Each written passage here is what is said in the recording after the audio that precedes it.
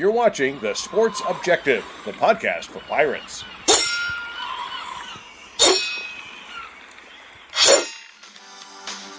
You're listening to Absolute Empowerment with Coach Jeff Connors on The Sports Objective.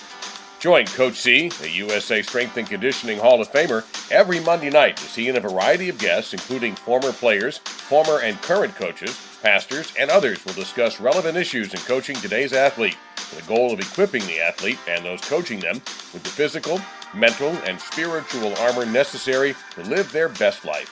Here's Coach Connors. Welcome to Absolute Empowerment. Tonight we have former star inside linebacker for the East Carolina Pirates, who I had the privilege of coaching through his career, Mark Libiano. Mark, great to have you on the show. Thanks, Coach. Thanks for having me. Pleasure. Before we get cranking here, I'm going to go ahead and recognize our sponsor. Watkins Marine has two locations to serve you, as they are located in Denver and Cornelius, North Carolina, in the greater Charlotte area of our state. He has fishing boats, pleasure boats, pontoon boats, center consoles, family-friendly bow riders, trailers, engines, and UTVs. He has all the brands you are seeking: Sea Pro, Suncatcher, pontoons, Tritoons, Stingray, Yamaha, Suzuki, Mercury, Vexus bass boats, Explorer skiffs, and more. Whether you're looking for a new boat or to repower your existing boat, Ed Watkins can help you with your boating needs. Visit them online at edwatkinsmarine.com. We appreciate Big Ed's support of the show, and he is definitely the most enthusiastic and positive athlete I ever coached. Thank you, Big Ed. All right. Big Ed. Big Ed. What a great guy he is, man. Yes, sir. All right, Mark. So first thing I want to talk about is getting back into the story of Mark Libiano growing up in Easton, Pennsylvania. And I get confused sometimes because Easton is so close to New Jersey. A lot of times I think Easton people are from New Jersey. But I have a few connections there. And I don't know if you remember, but when I went from my high school job in Florida to Bucknell University, one of the main reasons I went up there was a man named Bob Ferraro. And I was coaching wrestling then as well. And I kind of took over that whole strength program there and developed it along with helping with the wrestling program. And, of course, I was very much involved with football. But Bob, of course, grew up in Easton, Pennsylvania. I recruited his son, Bobby, who also became an All-American at Bucknell. And, of course, Bob was a national runner-up. And then we had got another gentleman by the name of Chuck Amato.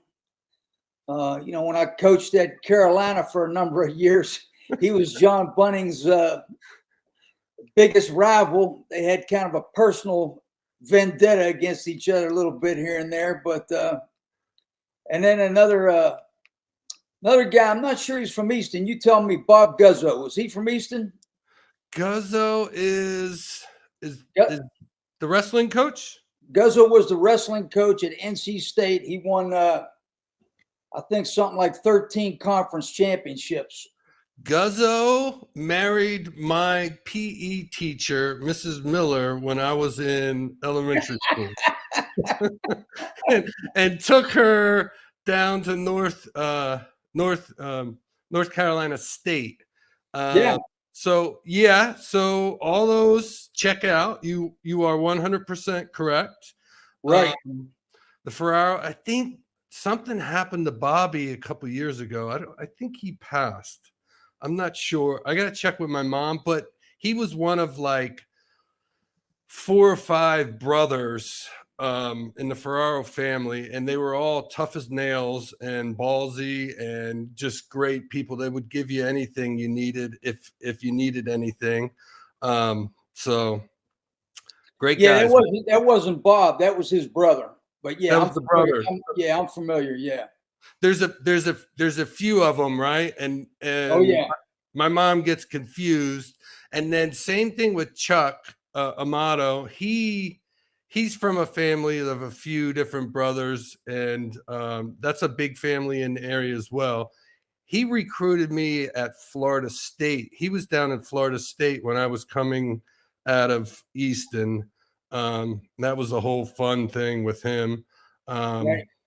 So yeah, no, it's and then the wrestling is Bobby Guzzo. I talked to maybe like 2-3 years ago one of his All-American players, wrestlers that was from Liberty, and we had great chats, man. We had some beers and we talked about a lot of different things in the Lehigh Valley and wrestling and stuff like that. So Yeah, that good stuff, man. that's Went great. to- and I have been to Easton, and of course, I was the recruiting coordinator for wrestling when I was there for Bob. But so I recruited New Jersey as well, very heavily. But Easton had some great wrestlers, and probably still do. But growing up in that town, I'm pretty much convinced from the people I've met there that you're not going to go too far if you're soft in Easton. You got to be pretty tough coming up around Easton, right? Yeah, I mean, you don't get too far, man. So you got to fight for everything. And a lot of those guys that you mentioned fought, and a lot of the guys that kind of made it out fought hard.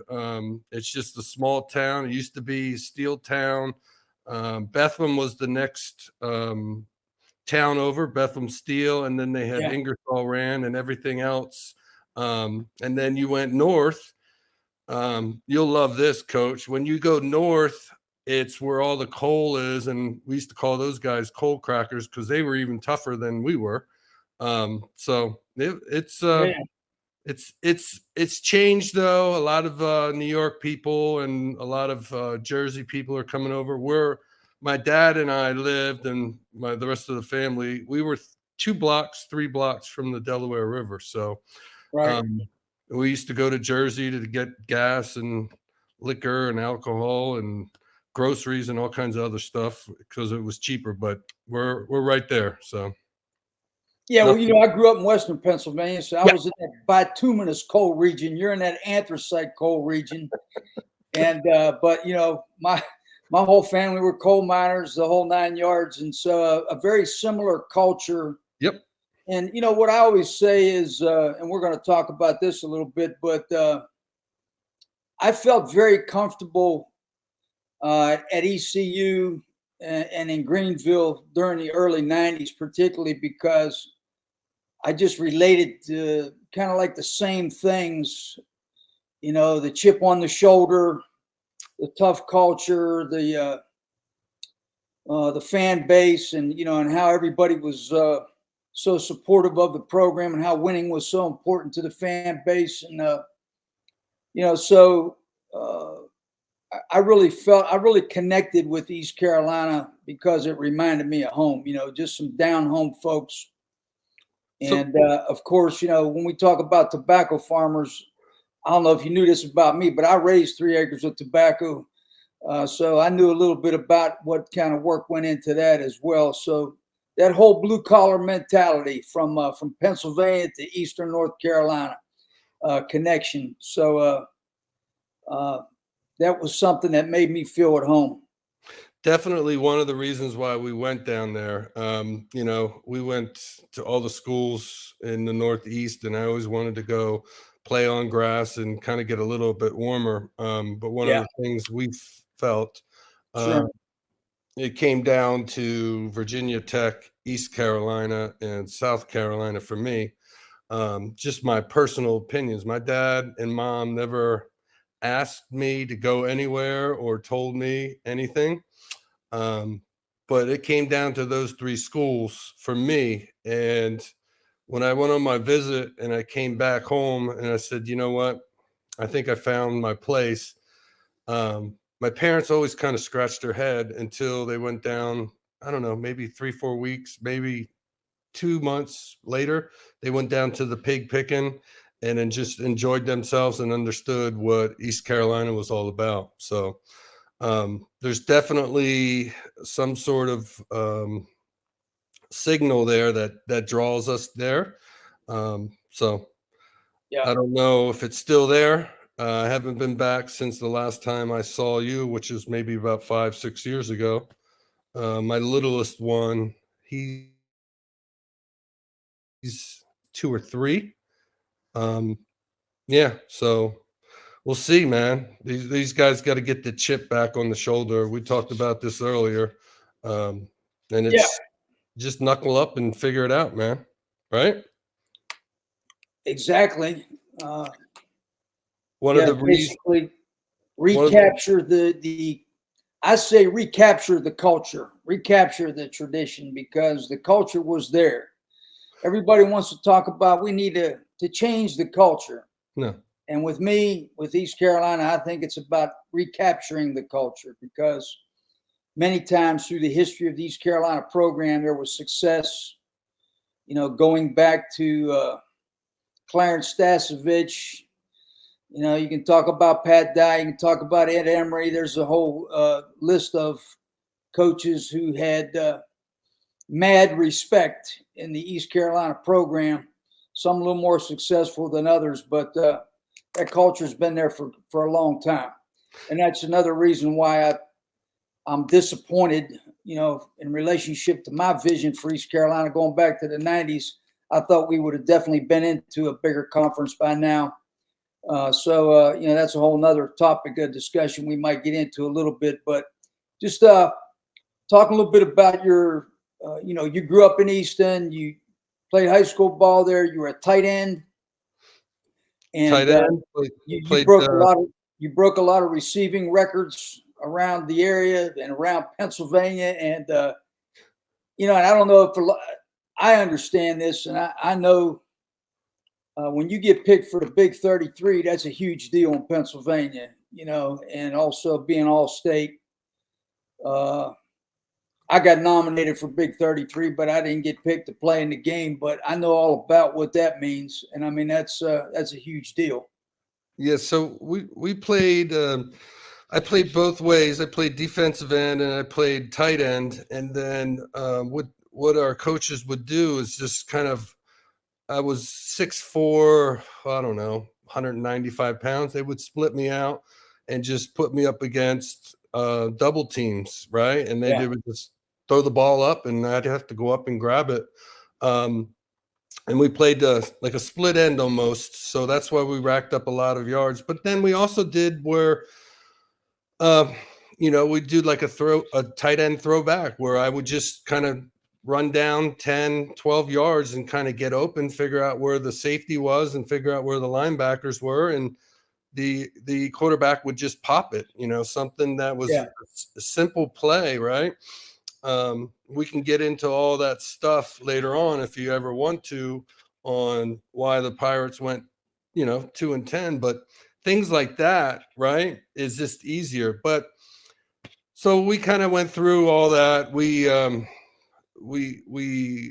were I was just as good on offense as defense, but the mentality was I was always a defensive minded player. And that's kind of why I went down to East Carolina. And that's why I felt the fit worked. Virginia Tech wanted me to play offense. South Carolina wanted me to play defense too. But I just think that, you just kind of know in your heart. Just when I was down there, I didn't have a party centric visit. I actually kind of went on my own, and Luke Fisher was my host. And then there was a few other guys around. So we just felt comfortable and understood what ECU was really about. So it's kind of funny, Coach. You talk about the winning ways, right? I just remember kind of trying to figure out after the Peach Bowl, that crew kind of left, and it was kind of our crew who was going to come. And I remember going into your office and we were talking, and I was just a true freshman. I played that year, and I asked you how to get better, and you started laughing, and I was like, all right, what's this cat laughing about? And you were just like, go to work, man. Just go to work.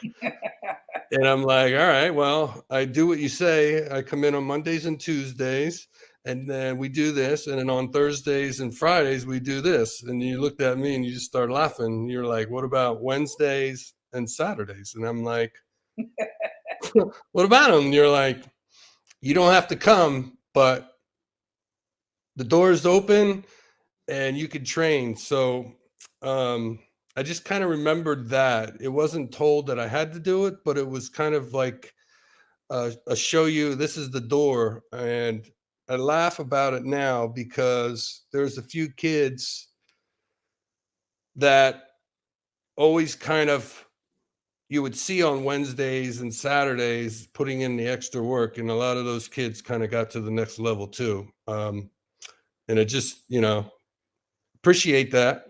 But that's what it really takes. I mean, this is a twofold conversation.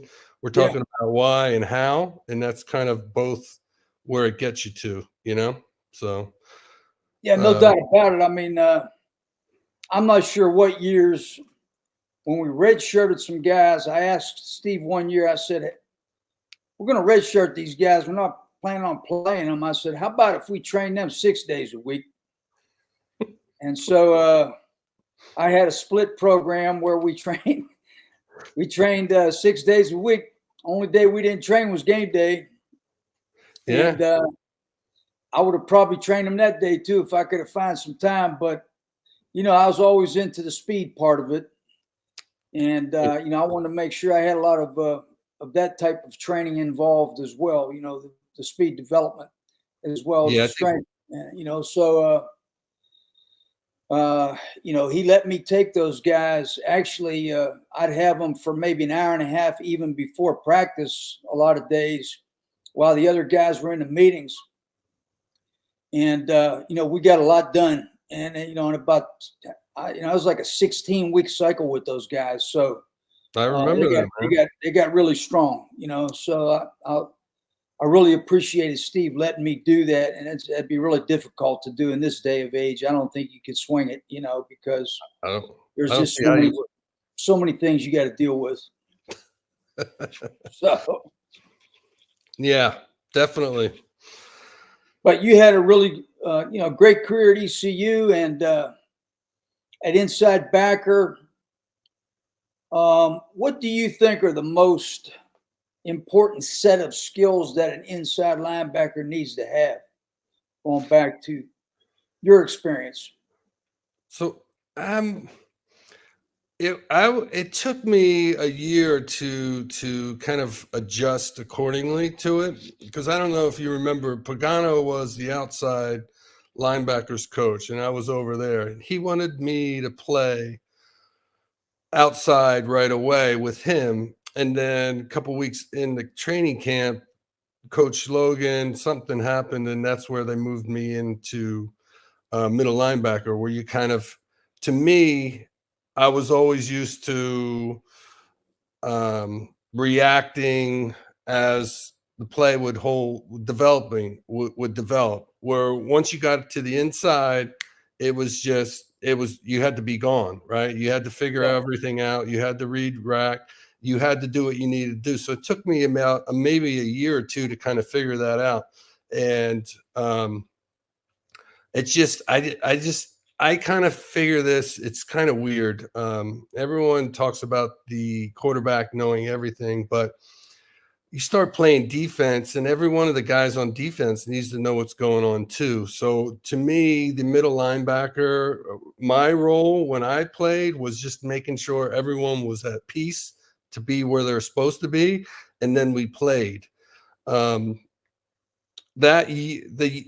junior and senior year, that was when I think Coach Jett was the defensive coordinator. I think it's when we started kind of melding and making sure everyone was in position correctly. We didn't have too many guys that didn't know how to play, because if they didn't, we just subbed someone else in, and it was fun, man. So at that point, knowing what to do, where everyone should have been, was probably my biggest situation. I think I would have been able. I would have liked to let loose a little bit more, where you didn't have to worry about your reads and forcing things to the outside and things like that. But it was something that was fun, man. Once you got it dialed in, it was neat. So the biggest thing is this, man, not letting your teammates down. So making sure everyone, I think a lot of my teammates kind of relied on that, and making sure that I was checking them to make sure that they were in position so they can play. So I mean, that's what I can think of right now. But I think when we played Stanford that last year, man, I remember having some conversation with Coach Logan. He's like, you need to be more of a leader about certain things. And I'm like, who am I going to lead? I mean, these guys are all well rehearsed, man. Like, you got Morris Foreman, you got the twins back there, you got EMAC back there in the front. We're all stacked in the front. We got guys, and it was kind of neat that year to kind of look around and be like, we could just roll and play, and it was fun.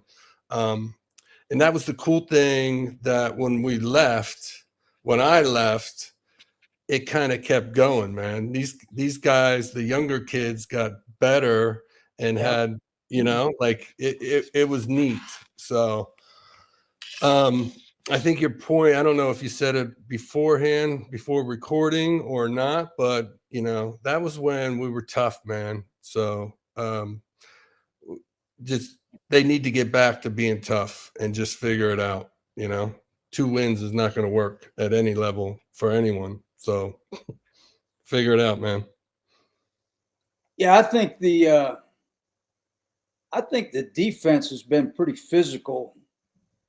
I like the defensive coordinator and how aggressive the schemes are, and I think our guys are physical. They'll hit you in the mouth. Oh, they'll play. You can see it. But yeah, I mean, I've been pretty impressed with that.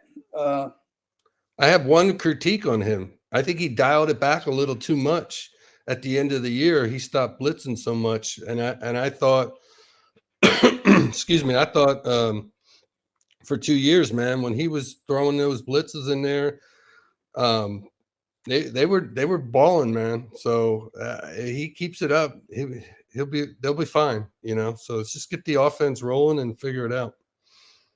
Well, what do you think a recent or current team could learn from the teams you played with? I think not a lot of discipline, right? Discipline. And when we talk about discipline, I'm almost 50 now, and when you're young, you think of it as something silly, but making sure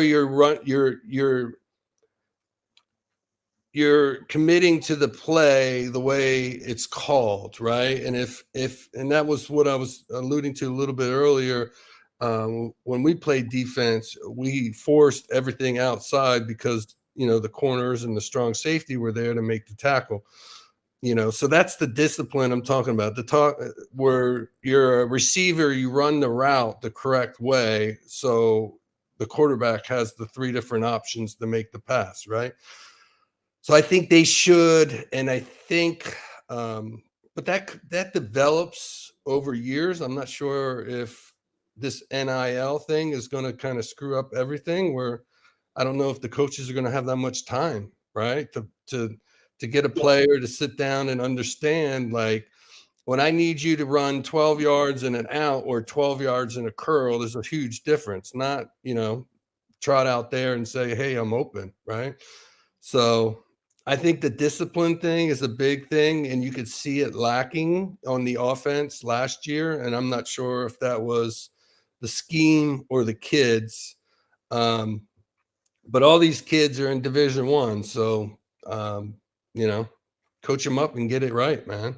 So discipline would be my first thing. I think we had a lot of discipline when we played. I always knew if the linebackers, my support was to the left, I knew it was going to be there, and that's what we mean by discipline. I knew defensive tackles, if they were going to pinch down correctly, they would. So we'll see what happens, man. But it's not that hard. They got to get some effort too. I think my dad always used to make fun of a lot of people. And when he talked about East Carolina, because he would say, you don't have a clue until the third quarter.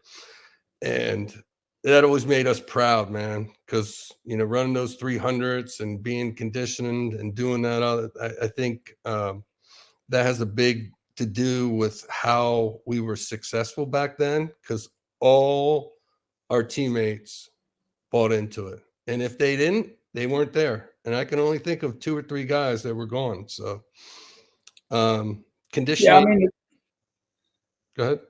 I started a website called armoredlife.org, and it's it's a Christian website, but probably the thing that I think about the most as a coach after I retired, particularly, was all the guys that went by the wayside for either repeatedly smoking marijuana. 2 guys I coached got murdered.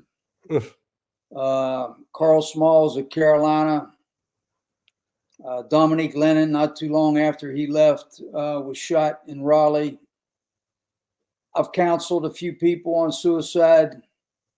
I mean, that's the thing that I think about the most is, what kind of programs, what kind of investment do you need to make sure everybody's square between the ears, because it makes such a big difference. And particularly with this NIL and the portal and everything, you wonder about the loyalty. Is there a loyalty issue at some point? When you start losing games, is there murmuring starting in the locker room? Are there guys that start to bail out on you? That type of factor, because you're bringing in these kids from all over the place, and they don't really know all that much about the culture. They can learn about it, but got to get a quick education as to what the culture is and what it means. And that's where I see that it's so different. But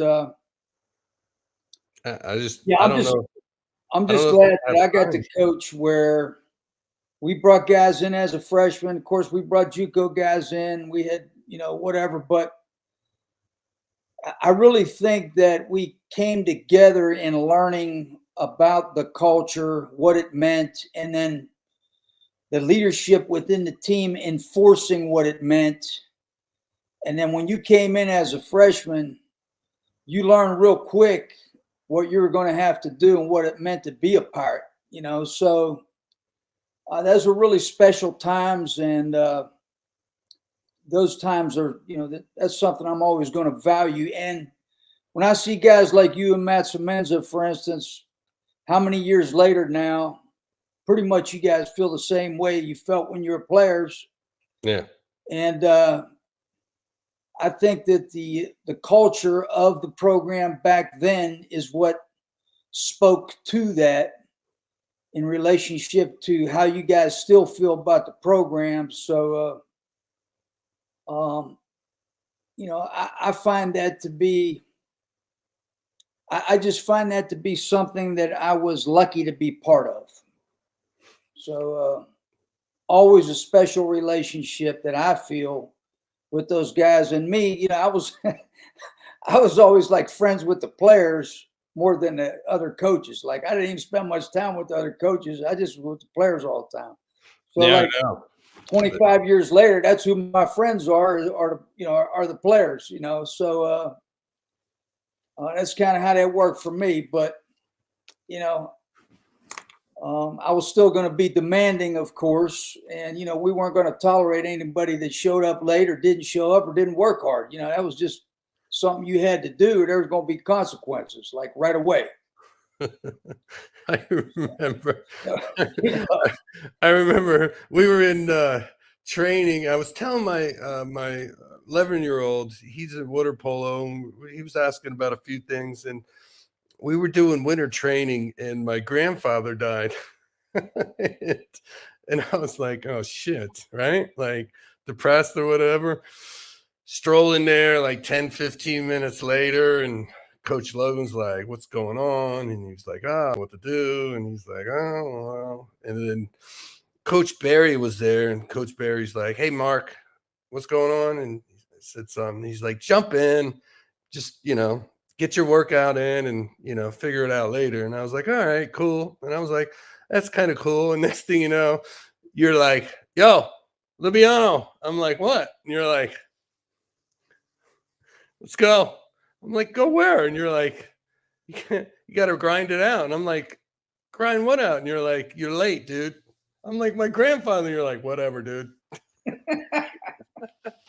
So you put me with Big J, and Jay's like, oh, Jesus. And he's like, oh, you got your 45-minute cycle. Let's go. You want to do it now or later on today? And I'm like, let's just get it over with. But, well, I hope I wouldn't have been that callous if you lost your granddad. But whatever, like he had cancer and everything like that. But, it's time to get to work, man. He's gone. And, did I really need to be 15 minutes late? No, probably not. 50 years old, I could say that. 18, you don't know. So, but my point is like, get it done, get it over with. Same thing with Wednesdays and Saturdays. Get the work in, get it done. It's a grind, but on Saturdays when we played, my dad talked about, man, that really, people really understood it. Halfway through the third quarter, end of third quarters when we started taking control of the game, and I'm not sure if you're going to get that with the NIL stuff. It's just going to be, you saw what happened on this field last year where, he thought he was just going to let his guys from the year before take control, and it's a different ball game now, man. So I don't know how you guys see it, but it's going to be crazy for the next couple of years until it's really figured out. So culture wise, it's going to be a difficult thing for everyone. You could just tell, so. Yeah. I mean, I don't really have a dog in the fight now since I'm not coaching, but I go to the games, and John McMillan, he and Danny Bersinio. Danny Bersini he owned the Elbow Room, and John managed it, and those guys were thick as thieves and came to all of our games. I don't know if you remember them, but John. I got kicked out of there many times, bro. But John takes me to the games, and I'm a fan, and I just go cheer for the Pirates, and hope for the best. Yeah, support the program. So I'm just another Greenville fan right now. Right, and I'm saying that too. Is my wife's a USC graduate, right? And you got Lincoln out here, and it's a different ball game. It's he came in that first year, and this is what we're gonna do, and this is how we're gonna do it. And year two came by, and they're like, "Oh, not much change, coach." And now he's going into year three, and people are like, "Yo, what's going on? We got to get this changed. I thought you were, the big time coach." And I think he's finding out, man, this changed quick. And I think I think a lot of those coaches kind of started to realize it end of last year, how quick it's really changed. So they need to figure it out, adjust, and move forward. Right? Yeah, well, he's got to earn that $17 million house, I guess. I don't think the house is the big thing. I think it's the $12 or $14 million every year. That's a big commitment. You got to win. If you don't win at SC, they're always nice, man, and they'll fire you nicely too. So yeah, that's a lot of places, no doubt. Got to win. So I guess what I want to ask you is, what's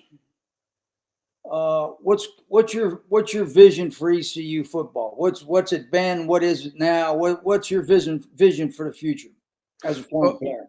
I always thought we were hard-nosed, and I always likened it to some sort of mini SCC team, right? And I always kind of saw us that way. I think Skip had us kind of going back on that track, right? Where Yeah. it's rabid fan base, very good, just fun. Football means everything, and I think we can get back there. It's just who's gonna take us to that promised land, right? And there's always going to be a few guys that step up in that part of the time frame. I think a lot of this stuff comes in cycles. So um, eh, I got guys, friends out here, man, that follow us since I played, and they're just like, this is not ECU football. So whatever you guys are doing, you guys got to get it corrected because we enjoy ECU football. We used to love turning on that ECU on, a night game, playing a big time program and upsetting them or coming close. Um, you know, I just if you look at the schedule, I don't have to talk to anyone in the administration or anything like that, but this is not the ECU football that I played at and I want to support. And I know it's a different time, but you got to get that schedule right. You got to play some competitive games and let these kids know, right? This is how you have to play, and this is what you need to win. I mean, we played Virginia Tech every year. We played Syracuse every year. We played a major team. We went to you remember going to Washington. We went to Tennessee. I mean, we went to Auburn. I mean, you could just these are the teams that we played over and over again. I mean, what we're doing now is not going to work, and I'm a little scared, Coach. Like if this continues for the next 5-10 years, it's over, man. Um, and at 50, I can understand it. I would never want to say that, but you start going through business and understanding what's happening. If these guys don't get it corrected soon, it's not going to be good. That press box and everything that was done is going to be useless. And it's sad to say, but they got to get it corrected and they got to get it right. I think we need to bring back some people that have ties to the program to get it straight, to understand it. And I think that's the only way it's really going to get straight. So I know it doesn't sound good, but that's my belief. And you have administrators out there that played football, that have doctorates, that know what they're doing, that could help. You got guys that were coaches that know what they're doing in 20, 30 years that could come back. You got a ton of resources. So if people are going to say, no, it's our way or the highway, give me the highway because I know there's a ton of ECU people that can fix this in a hurry. So I'm not sure what's going to go on in the next year or two, but it needs to get fixed, man. Because there's not going to be too many people paying $50 to sit there and watch ECU play whoever they're playing. I don't even look at the schedule because it's silly. So that's just my take. Well, what do you think what would need to happen to optimize the involvement of ECU football alumni to benefit or support the program? Do you think more could be done there? Do you? I'm not real familiar with. I hear this. How many times you came back, or what you guys do as a long? I mean, what? I hear this question. I hear this question thrown around every 5-10 years, and administration tries to help and understand it.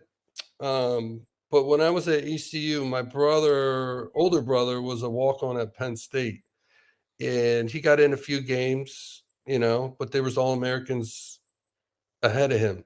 When he goes back to Penn State, he puts they have a ticket booth, one person that takes care of all the alumni.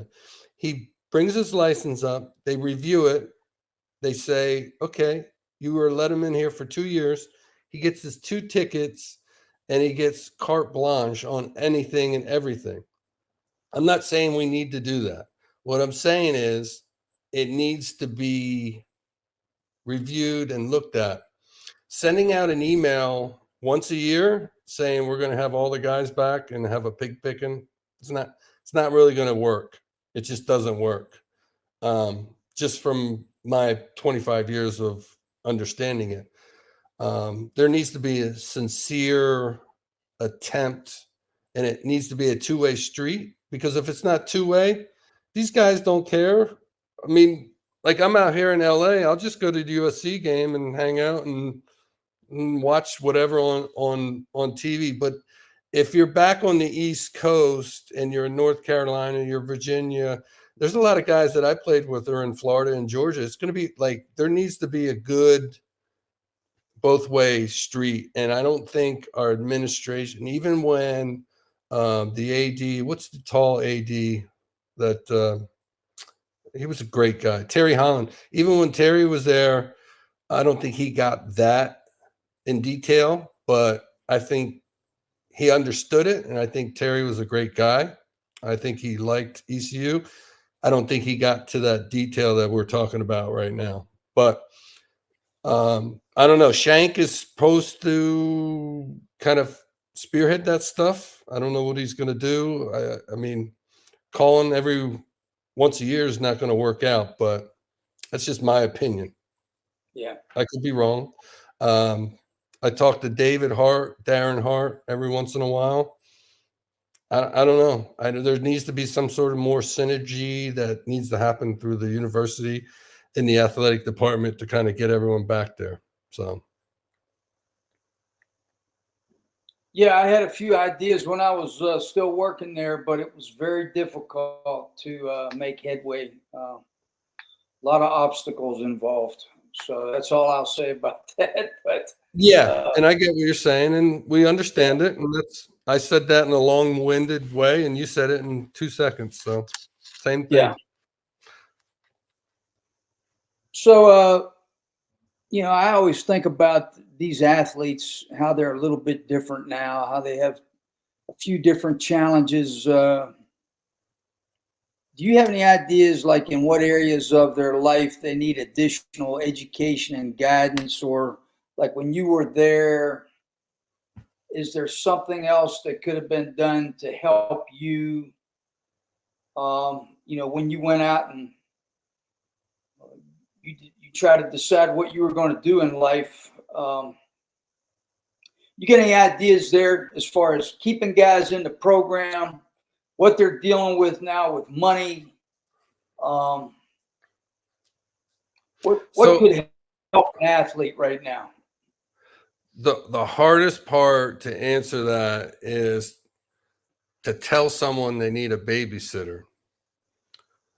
But they need babysitters, right? They need someone, they need mentors, they need guys that don't want anything from them, but will help them. Because it's hard, right? It's some of those guys aren't going to listen. Like, I listen to Bernard Carter, right? Yeah. It was a strange relationship, right, between the two of us. He was a little bit older. I'm white. He's black. He's from the South. I'm from the North. Just a weird relationship. But I always looked up to him because at the end of the day, man, he would break a lot of things down for me and put it down as a one-on-one conversation. And it's really hard. So when I say babysitters or mentors or something like that, that kind of needs to happen. I remember Logan tried to help the program by having the older guys mentor the younger guys. We would try to, when you were a junior and senior, you would pick the freshmen and try to kind of bring them along. But I think organically it happens.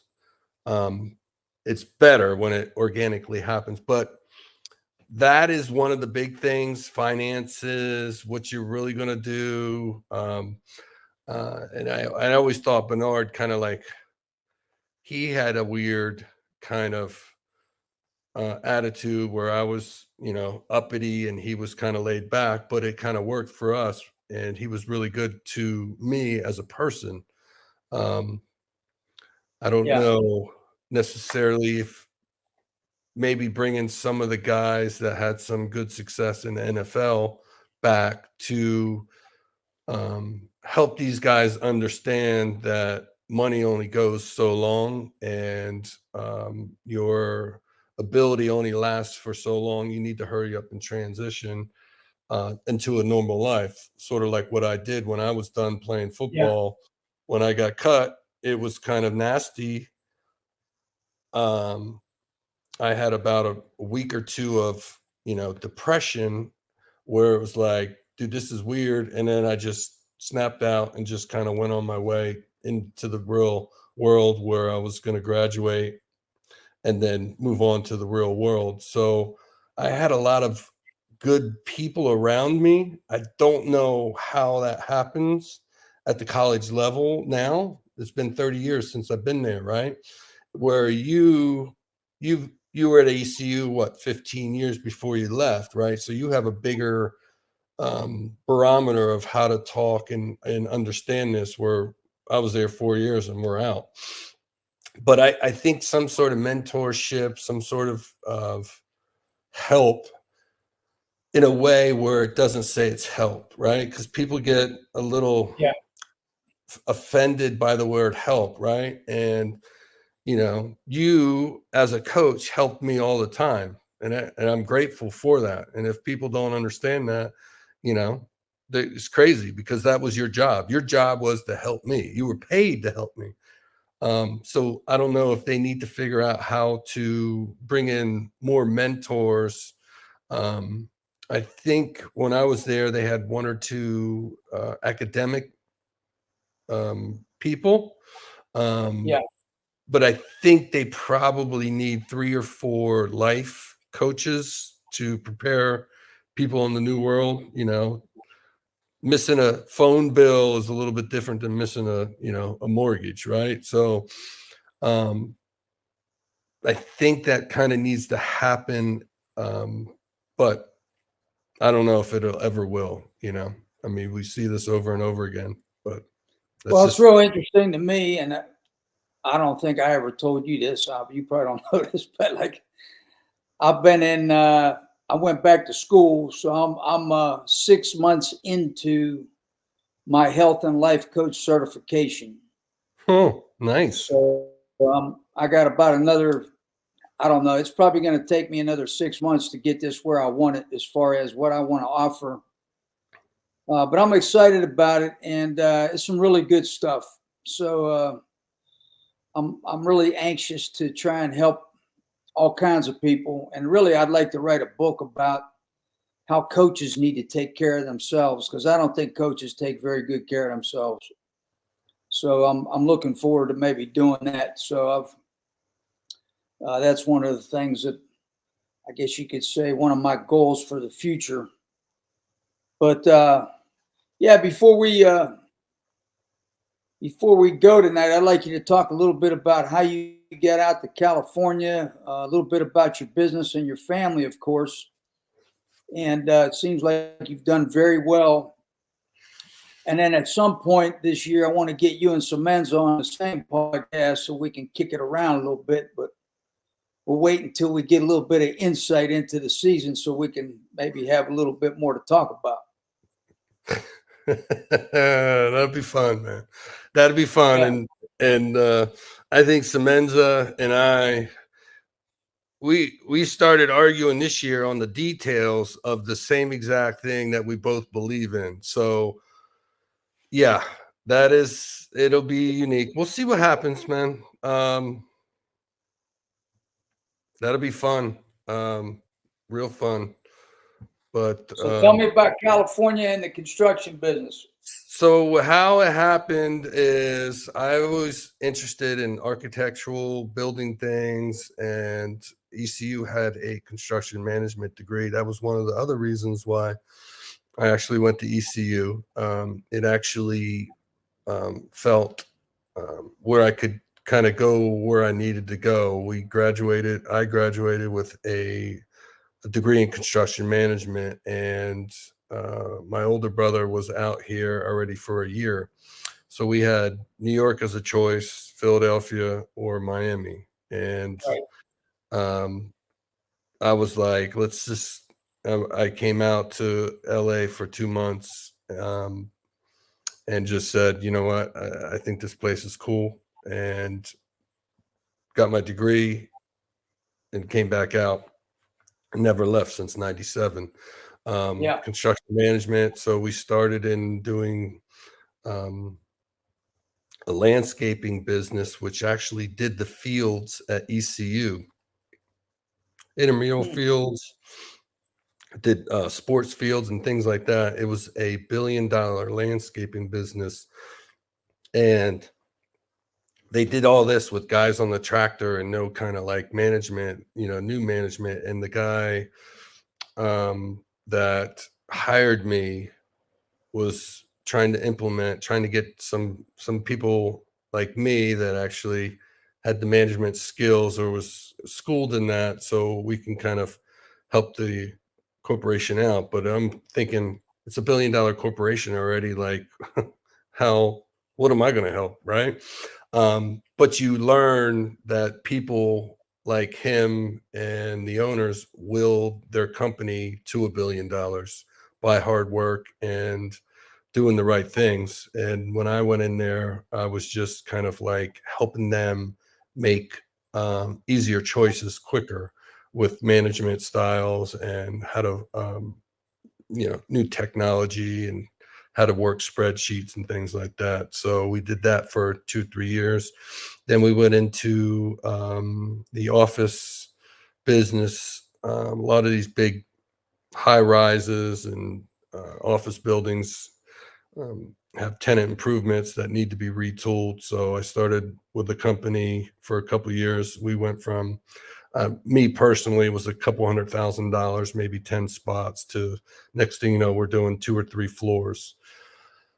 Did that, got experience. That's probably 5-6 years into it. And then one of my friends from my brother, who was a Penn State guy, he actually played for Joe Paterno. He was the first class. He started a real estate company, and I went to work for him. He had 20 properties, and we had 15 construction guys. When I left him in 2007, he had 120 properties, and I ran a crew or an office of 150 employees just doing construction work. Yeah. So that was fun. Very successful. We learned a ton. And then I started my own business and just kind of went from there. And there's been some good times and there's been some bad times, man. There's been some, holy shit, I got to sell my car to make a mortgage payment, and to like, I have no clue where all this money's coming from. But it comes in waves. And you got to understand that you got to go to work every day. Because the business will humble you really quickly. And it's been fun. So we built a house a couple years ago and got some other good things going. But there's 20-hour work days, man. It's crazy. You think you're too old for them, and then you realize, man, no one else is going to do it for you. So the hardest part is going from one level to the next level, and giving that control to someone else to let them run your business. Was it 2000? When did that? 2008. We went from 15 or 16 people on my staff to my wife and I within 6 months when it hit the fan. So there's a lot of ups and there's a lot of downs, man. Luckily, I got a great wife that She's humble. She understands it, and she's not scared to go to work. And two great kids, 11 and 8, and it's fun, man. So it goes in waves. But we talked about what the kids need in life. There's a lot of people that are very successful that need help too. So Oh yeah. there's people that have good friends that call on. I've had some good friends where I can call up and say, look, man, this is what I'm doing. And they tell me, love you, brother. You're in the wrong path. This is what you need to do. And it's hard sometimes, man, but you start reflecting and you start thinking about it 2-3 days later. It's kind of cool that those relationships still help, right? So what we were talking about earlier with the babysitters and the mentors, I don't think that ever really goes away. And I think it's good for everyone, even with the older people. A lot of my older friends that do it, and they enjoy it because they feel it keeps them old, or I'm sorry, they're older. It feels it keeps them young and in the game. A lot of good people in the world and a lot of bad people in the world. So I think it's a fight to make sure you screen a lot of those people in your life. So that 18-year-old athlete's got the same problems as we do too, Sure. So well, right now for me, man, I'm just trying to get to heaven, man. So I stay in church quite a bit. So oh man, you got plenty of time. You got plenty of time. Have you stopped yelling as much or not? I'm trying to impact some people, along with myself. So that's kind of the bottom line, and that's really Coach, the reason. What's that? How old are you, Will? How old are you? I'm 67. So you got another 20 years in business, man. I'm a youngster, absolutely, but I'm trying to put a little bit of time aside to get better at my golf game. And when we talk about construction, we're renovating our house now at Emerald Isle. That's a project. I'm gonna let my wife handle that one. You should let your wife, your beautiful wife. Oh yeah. And I've seen your golf game, so we need to hurry up and get you certified on to the next thing. Yeah, I've seen your golf game, man. But yeah, if something comes up with a program where I think I can step in and do something special, I might, consider that. Coach Fleming wanted to bring me up to Rhode Island and do some things up there, but that's just a little bit too far away. And is he still coaching? Yeah, he's a head coach at Rhode Island. Oh, yeah. They're doing a good job up there. They're doing well. Is he? He's a great coach. Good dude. Yeah. Good for him, man. Good for him. No doubt. No doubt. What do you think? And I know this is, I got to ask, what do you think about that Georgia State coach taking over as strength and conditioning coach, taking over as head coach? I hadn't heard much about that. I saw your deal on Facebook or whatever that, but hey, some strength coaches have a background in football. I played defensive back all through college. I played quarterback and I played defensive back. So, my dad coached. I've been around football my whole life. So I know a little bit about the game. And I think that, I think I did have a conversation with one time maybe about if I would be interested in trying to transition. But I don't see that very often, where a strength guy moves into to that role. But the guy at Alabama, he became a special teams coach, I think, at Georgia or something. So so it has happened before. And I just think it's funny because you guys are around you guys are around the kids more than the actual coaches, right? And you understand a lot of the personalities, and you've been doing it for 30 years. And just me knowing you watched you had to watch more film than some of these guys that are getting the head coaching jobs and understand a lot of this stuff. So I just don't understand how it didn't happen more. I just think it's funny because it's not like you guys got in, like you're a strength coach. You have a lot of these, you talk highly about some of the other strength coaches that you've participated with and understand. And these guys watched more football in the last 30 years than some of these coaches have ever coached. And these coaches are head coaches now.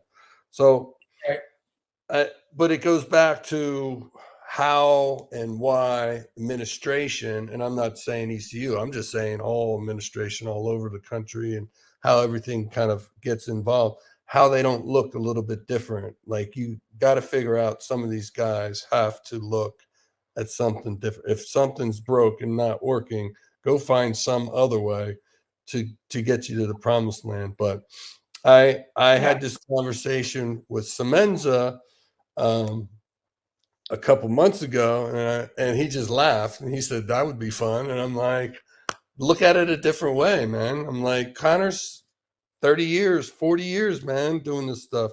He knows, right? Like, if an offensive guard is an offensive guard, it's not that hard.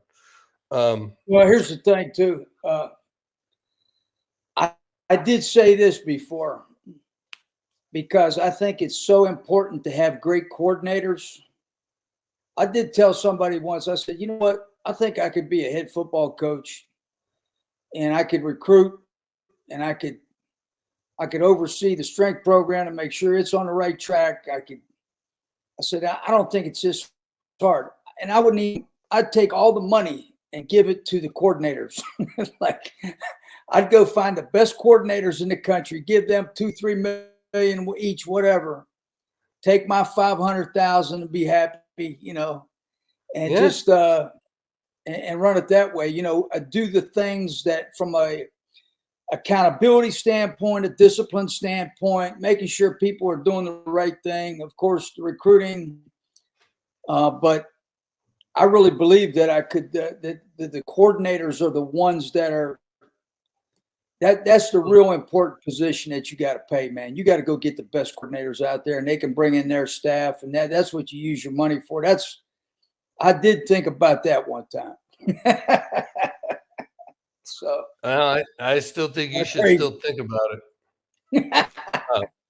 Yes. I think you're right on with the coordinators. If you don't have a good coordinator, if you don't have the good coordinators, you don't have, and it's funny because if you listen to Logan talk, he talks about he doesn't want to be in coaching anymore for that reason, right? His big thing was he doesn't want to be the CEO and run a little program or a program in general, and because that's what you are as a head coach. I always thought of Coach Logan as an exceptional offensive coordinator that should be an offensive coordinator in the NFL for 30 years, right? Because I understood he never really wanted that other, title to do it. And what he's saying is really true. You have to talk to the nurse. You have to talk to the strength coach. You have to spread your time all over. And I think you did a pretty good job of understanding that. And I think that I don't know. I think it would be interesting to see you out there. It'd be fun. And it would solve the problem with how many kids would come back and who would come back. But what I learned in business, Coach, man, no matter what you do, there's always some naysayers and there's always some haysayers, and like the people that love you and people that hate you. And I know watching the coaches, man, same thing. So yeah, it's a difficult situation. I know. Yeah, I never worried about any of that stuff. I just my whole philosophy was work as hard as you can possibly work. Don't look for greener grass. Be happy where your feet are. Dig in. Do the best you can. Stay humble, and you'll be blessed. And I survived 7 head coaches in my career, and I mean, I got to be very happy with that. Well, I'm just happy that I had you all 4 years to teach and ride us and help out, and we all appreciate it. I know I'm speaking for most of the guys. We all appreciate everything that you did for us, and what your family and everyone else sacrificed to make our program where it needed to be, and we need to get back there. So anything Well, that that means anything, the world to me, and yeah. I appreciate it. And yeah, I'll be looking forward to seeing you guys sometime in the future here. Let me know if you're going to come to town this year, and definitely get together. And then I definitely want to have you and Matt on another podcast here. Maybe about maybe mid-season or so we get together. As long as you introduce me first and then Matt second, everything else is cool, right? I'm introduced first and then Matt, okay? Because he's still up there. He's the Jersey guy, and now he's up there. Is he in Yukon or up in Connecticut? I think so. I mean, I don't exactly remember. But when I talked to Matt, we were talking a whole lot about how I missed Italian food, and he was telling me about how he made the best meatballs. So he's all full shit. We got to have an Italian cook-off at my house if you guys get back in town. Yeah, he eats that Jersey Italian stuff. We make real Italian food like linguine and clams and the real stuff. So I got you. Oh yeah. Well, Matt, I always enjoyed talking to your dad. Yeah, it sucks. Yeah. Always enjoyed it. My dad's been gone, I think 5 years now, maybe 6. It sucks. Yeah. But he loved ECU too, man. And he was always proud of you guys and all the coaches and administrative and what we accomplished and how we played, especially my junior and senior year, man. So I know him and was it Chancellor Aiken? Aiken was the chancellor then. Yeah, he's a good man. I liked him. Oh, what a great guy, man. He used to go and grab my dad. I'm like, oh, Jesus. And my dad they would have a good time, man. Good times back then. And I think we had some good, solid people back then. Yeah. Yeah, that's kind of sucks because my dad loved you guys and just hard, I got you. So, well, hey, I've really enjoyed it. Thanks so much for being on. Hey, Coach. We'll anything you need, man. Now, and let me know if you're gonna come to town. And I just really appreciate everything. I will, and I'm in LA anytime anyone wants to come, especially you and the rest of the gang. We're around, man. So we got a spare bedroom, and come hang out for a couple days. I appreciate it. All right, I'm gonna go ahead and sign off. Okay. So we'll talk later on. But it is Jeff Connors signing off for Absolute Empowerment. God bless. We'll see you next week. Thanks a lot, Mark. Thank you. You've been listening to Absolute Empowerment with Coach Jeff Connors on The Sports Objective. Join us every Monday night for a new edition of the show. Listen to the show pretty much everywhere podcasts are found. Be sure to follow us on social media at The Sports OBJ on Twitter and TikTok, at The Sports Objective on Instagram. Like and follow our Facebook page and subscribe to our YouTube channel. As always, we appreciate you listening to the show. And go Pirates!